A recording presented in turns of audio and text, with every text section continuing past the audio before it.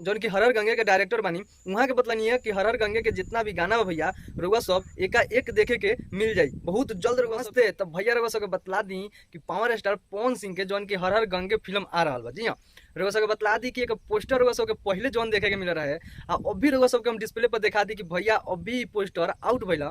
तो रउआ लोग बतला सकतानी कि सबसे खतरनाक लुक कौना पोस्टर में बा। हमरा माने से अभी के पोस्टर जितना खतरनाक लुक देवल गइल बा भैया पिछलका पोस्टर कोनो खास नहीं के। जी हाँ, रउआ सबके बतला दी कि जौन पोस्टर अभी आ रहल बा ई पोस्टर पहले आयल रही तो भैया फैन में कुछ और ही उत्साह रही। काहे कि भैया पोस्टर कमाल के बा। देखला के बाद भैया लागता कि हकीकत में मगरमच्छ पावर स्टार पवन भैया के बगल में बा।